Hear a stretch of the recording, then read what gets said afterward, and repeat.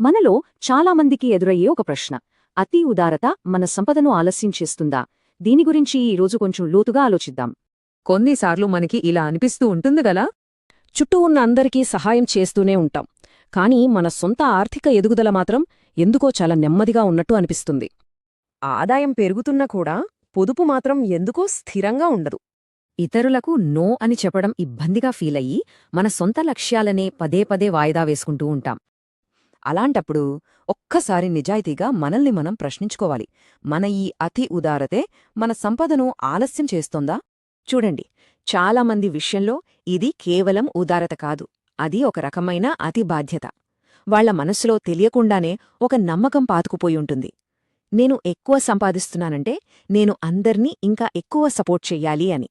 లేదా ఒకవేళ నేను సహాయం చేయలేకపోతే నన్ను స్వార్థపరులనుకుంటారేమో అన్నొక భయం. ఇంకా నేను కాదు అని చెప్తే వాళ్ళు నన్ను అపార్థం చేసుకుంటారేమో అని కూడా అనిపిస్తుంది. దీనివల్ల ఏమవుతుంది? మన సొంత పెట్టుబడులు వాయిదా పడతాయి, ఎమర్జెన్సీ ఫండ్ వాయిదా పడుతుంది, చివరికి మన కలలు కూడా వాయిదా పడతాయి. అందుకే ఇక్కడ అసలు సమస్య ఉదారత కాదు, అది అపరాధ భావనతో కూడిన ఉదారత. సరే, ఇక్కడ ఒక ముఖ్యమైన విషయం గమనించాలి. ఉదారత అనేది చాలా గొప్ప లక్షణం, అందులో ఎలాంటి సందేహం లేదు. కానీ దానికి ఎలాంటి హద్దులు లేనప్పుడు అది స్వీయ త్యాగం చేసే ఒక అలవాటుగా మారిపోతుంది. అంటే అది మన వనరులను హరించి మన భవిష్యత్తునే వాయిదా వేస్తుంది. అదే హద్దులతో కూడిన ఉదారత అయితే అది మనకి స్థిరత్వాన్ని ఇస్తుంది, మన భవిష్యత్తును భద్రపరుస్తుంది, ఇంకా చెప్పాలంటే ఇతరులకు నిలకడగా సహాయం చేసే శక్తిని కూడా ఇస్తుంది.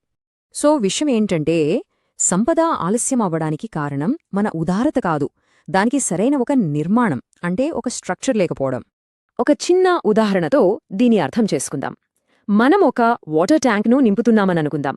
ఆ ట్యాంక్ మన ఆర్థిక స్థిరత్వానికి గుర్తు. అయితే ఆ ట్యాంక్ ఇంకా పూర్తిగా నిండనే లేదు.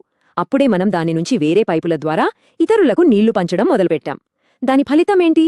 ఎంత నీరు లోపలికొస్తున్నా సరే ఆ ట్యాంక్ ఎప్పటికీ నిండదు. చూడండి, ఇక్కడ సమస్య నీళ్లు పంచడం కాదు, సమస్యేంటంటే ముందు మన ట్యాంకును మనం నింపుకోపోవడం. ఉదారత అనేది తప్పు కాదు, కాని హద్దులు లేని ఉదారత మన భవిష్యత్తును వాయిదా వేస్తుంది. ఒక్క విషయం గుర్తుంచుకోవాలి, ముందు మనం ఆర్థికంగా భద్రంగా ఉండాలి. అప్పుడు మాత్రమే ఇతరులకు స్థిరంగా చాలా కాలం పాటు సహాయం చేయగలుగుతాం. అందుకే తర్వాతిసారి ఎవరికైనా సహాయం చెయ్యాలి అనిపించినప్పుడు ఒక్క క్షణం ఆగి మనల్ని మనం ఈ ప్రశ్న అడుక్కుందాం. నేను తీసుకుంటున్న ఈ నిర్ణయం నిజమైన కరుణ నుండి వస్తోందా, లేక నలుగురు ఏమనుకుంటారో అన్న భయం నుండి వస్తుందా? ఆ వచ్చే సమాధానంలోనే మన ఆర్థిక పరిపక్వత, మన భవిష్యత్తు కూడా ఆధారపడి ఉంటుంది.